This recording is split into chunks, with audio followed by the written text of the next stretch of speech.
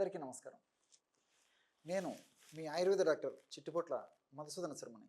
మనం ఈ వీడియోలో షుగర్ వ్యాధికి కాకరకాయ వైద్యం అనేటువంటి చక్కటి ఆసక్తికరమైనటువంటి అంశాన్ని గురించి తెలుసుకోబోతున్నాం.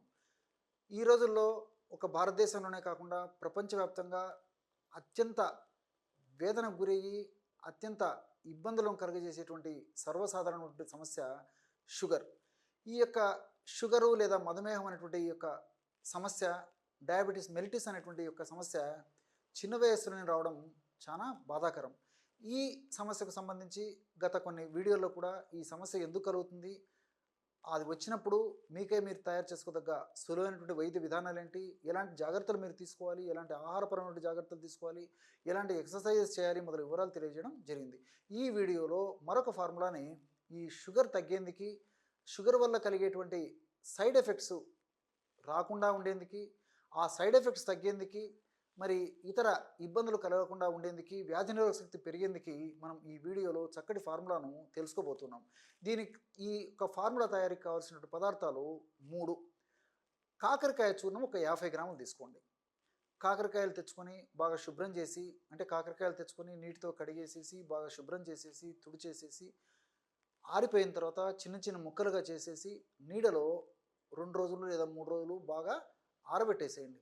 బాగా ఆరిపోయిన తర్వాత మనం అంటే కట్ చేసినప్పుడు శబ్దం వచ్చేటువంటి పరిస్థితి రావాలన్నమాట. అప్పుడు అందులో నీటి శాతం అంతా తగ్గిపోయినట్లు గుర్తు. ఆ విధంగా తయారు చేసుకున్నటువంటి ఈ కాకరకాయ చిప్స్ని మనం మిక్సీలో వేసేసి మెత్తగా పౌడర్ చేసి పెట్టుకొని ఆ కాకరకాయ పౌడర్ ఒక 50 గ్రాములు తీసుకోవాలి. అట్లే రెండవది నేరేడు విత్తుల యొక్క చూర్ణం. నేరేడు విత్తుల యొక్క చూర్ణము మనకు మార్కెట్లో దొరుకుతుంది. జంబూ బీజ చూర్ణం అనేటువంటి పేరుతో మనకు మార్కెట్లో దొరుకుతుంది. జంబూ బీజాలు అంటే నేరేడు విత్తనాలు.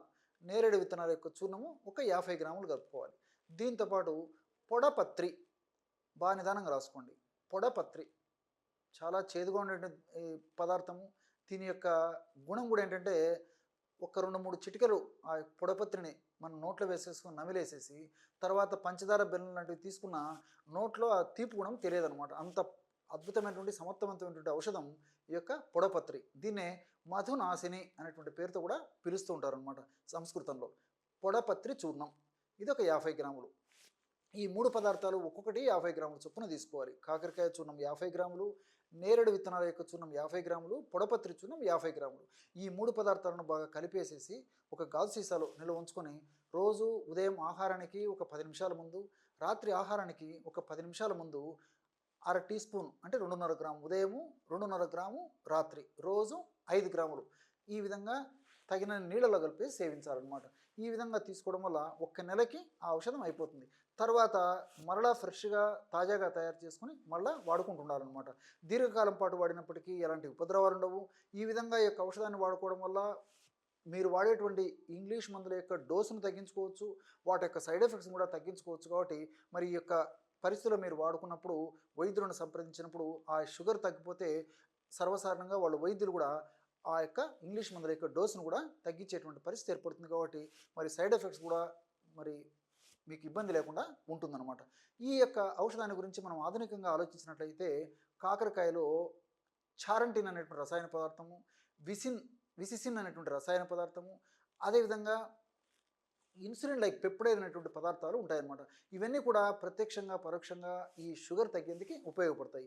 ఈ చారంటిన్ అనేటువంటి రసాయన పదార్థం ఏం చేస్తుంటే మనం తీసుకున్నటువంటి ఆహార పదార్థాల్లో ఉన్నటువంటి కార్బోహైడ్రేట్స్ నుంచి చక్కెర త్వరగా తయారు కాకుండా, తయారైనటువంటి చక్కెర త్వరగా రక్తంలో కలవకుండా ఈ చారంటిన్ ఉపయోగపడుతుంది. అదేవిధంగా విసిసిన్ అనేటువంటి యొక్క రసాయన పదార్థం గుణం ఏంటంటే రక్తంలో ఉన్నటువంటి ఈ చక్కెర అంటే త్వరగా కణాల్లోకి వెళ్ళేందుకు విసిసిన్ సహాయపడుతుంది అనమాట. ఈ విధంగా విసిసిన్ రక్తంలో ఉన్న చక్కెరని కణాలకు త్వరగా పంపిస్తుంది. అదేవిధంగా చారంటిన్ అనేటువంటి రసాయన పదార్థము కార్బోహైడ్రేట్స్ నుంచి ఉత్పత్తి అయ్యేటువంటి ఈ యొక్క చక్కెర స్లోగా ఉత్పత్తి కావడమే కాకుండా స్లోగా రక్తం కలిసేందుకు ఉపయోగపడుతుంది. కాబట్టి షుగర్ పెరగకుండా ఉండేందుకు అవకాశం ఏర్పడుతుంది అనమాట. అదేవిధంగా ఇన్సులిన్ లైక్ పెప్టైడ్, ఈ ఇన్సులిన్ లైక్ పెప్టైడ్ ఇన్సులిన్ యొక్క గుణాలు ఏవైతే ఉన్నాయో ఆ విధంగా ఇన్సులిన్ పనిచేసినట్లే ఈ యొక్క ఇన్సులిన్ లైక్ పెప్టైడ్ అనేటువంటి పదార్థం ఈ యొక్క కాకరకాయలు ఉండడం వల్ల ఆ విధంగా మనకి సహకరిస్తుంది. దీంతోపాటు నేరేడులో యాంథోసైనిన్స్, లిటియోలిన్ ఇలాంటి పదార్థాలు, రసాయన పదార్థాలు ఉన్నాయన్నమాట. ఈ లిటియోలిన్ అనేటువంటి రసాయన పదార్థం ఏంటంటే ప్రేవుల్లో ఆల్ఫా అమైలేజ్ అనేటువంటి ఒక ఎంజైమ్ ఉత్పత్తిని తగ్గిస్తుంది. సర్వసాధారణంగా కార్బోహైడ్రేట్స్ని జీర్ణం చేసేందుకు మనం మన ప్రేగుల్లో ఆల్ఫా అమైలేజ్ అనేటువంటి ఎంజైమ్ ఉత్పత్తి అవుతుంటుందన్నమాట.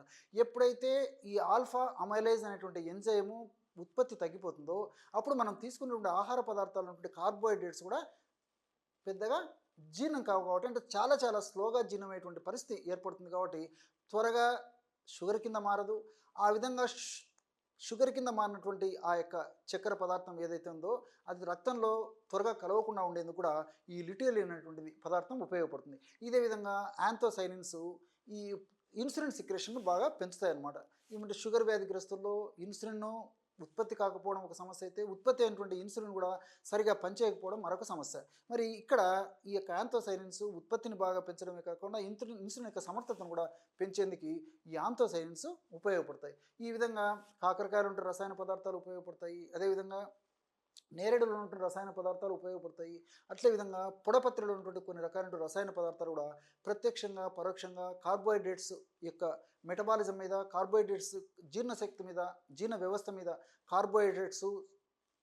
కార్బోహైడ్రేట్స్ మీద, ఆ కార్బోహైడ్రేట్స్ పనిచేసేటువంటి పనితీరు మీద వీటి యొక్క పాత్ర, అంటే ఈ పొడపత్రిలో ఉన్నటువంటి ఈ యొక్క కెమికల్స్ పాత్ర చాలా చాలా ఉంటుంది కాబట్టి ఇవన్నీ కూడా కార్బోహైడ్రేట్స్ను స్లోగా జీర్ణం చేసేందుకు ఉపయోగపడతాయి.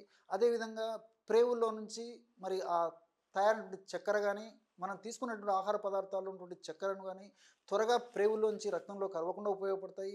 ఇన్సులిన్ బాగా ఉత్పత్తి అయ్యేందుకు ఉపయోగపడమే కాకుండా ఉత్పత్తి అయినటువంటి ఇన్సులిన్ కూడా సమర్థవంతంగా పనిచేసేందుకు కూడా ఇందులో ఉన్న రసాయన పదార్థాలు ఉపయోగపడతాయి. మరి మనం ఈ 3 పదార్థాలు కలిపి ఈ విధంగా ఔషధాన్ని తయారు చేసుకుంటున్నాం కాబట్టి ఫలితాలు మరింత శక్తివంతంగా, మరింత సమర్థవంతంగా, మరింత దీర్ఘకాలికంగా ఉండడమే కాకుండా ఎలాంటి సైడ్ ఎఫెక్ట్స్ ఉండవు, అన్ని సైడ్ బెనిఫిట్స్ ఉంటాయి.